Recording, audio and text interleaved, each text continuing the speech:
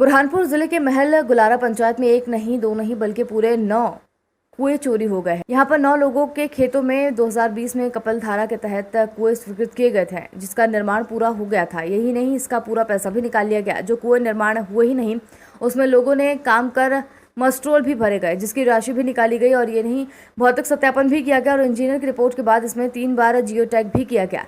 जब मौके पर कोई कुआं नहीं है तो आखिरकार किस आधार पर भौतिक सत्यापन किया गया और कैसे जियो टैग कर इस कार्य को पूर्ण बताया गया?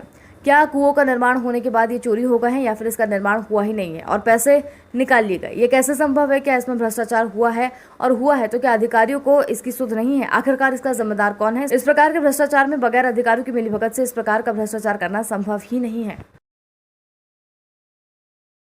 बाड़ा तांडा से ये टुकड़ो रमजान ने 2020 में कुआ यहाँ पे कपिलधारा का सैंक्शन करवाया था और करीब उसने 39,000 रुपये पेमेंट निकाल लिया और यहाँ पे कोई कुआ खुदावा नहीं है। कपिलधारा के संबंध में 10 कुओं की बात तो मेरे संज्ञान में नहीं है। सीएम हेल्पलाइन शिकायत के माध्यम से एक कुएं की जानकारी, उसमें अनियमितता गड़बड़ी होने की शिकायत की। उसका मैंने मौका स्थल पर सत्यापन भी किया है और उस संबंध में जांच कर रहा हूँ। जैसी भी स्थिति होगी उसमें आवश्यक कार्रवाई होगी। क्या पाया सर आपने मौके पर? मौके पे लगभग वो 5 से 6 फीट खुदा हुआ था कुआ। कहाँ था सर वो? जमीन पर था? नाले के किनारे था और उसकी जमीन संबंधित हितग्राही की है। इस बात की तस्दीक के लिए मैंने संबंधित ग्राम के पटवारी को भी बताया है और उससे हमसे तस्दीक करा।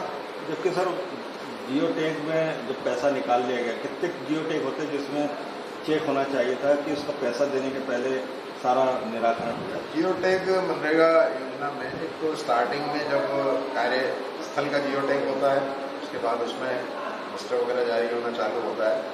एक कार्य करने के दौरान एक जियो टैग किया जाता है और एक आफ्टर कंप्लीशन किया जाता है। ये 3 स्तर क्या वहाँ हुए सर जियो टैग हुए वहाँ पर? हाँ, स्टार्टिंग का तो बिना जियो टैग के मस्टर ही नहीं निकलता है। तो कार्यस्थल का जियो टैग होने के उपरांत ही फर्स्ट मस्टर जो है जनरेट होता है किसी भी कार्य। तो जिन्होंने वहाँ पर इस तरह से जो geo tag final geo tag किया है और राशि निकाली है, तो क्या ऐसा नहीं लग रहा है कि गड़बड़ी की? मनरेगा योजना में कोई भी एसेट बनती है तो उस एसेट की जियो टैगिंग का प्रावधान है। सबसे पहले काम शुरू होने से पहले साइट की जियो टैगिंग की जाती है, उसके बाद निर्माण कार्य चल रहा था उसकी जियो टैगिंग की जाती है और उसके बाद काम पूर्ण होने पर उस एसेट की आईडी क्रिएट होकर पूरे एसेट को जियो टैग किया जाता है। तो ये जो स्थिति निकल के आ रही है कि 8 से 10 कुएं बने हैं, उनका कोई जियो टैगिंग नहीं है और मौके पर वो कुएं है भी नहीं।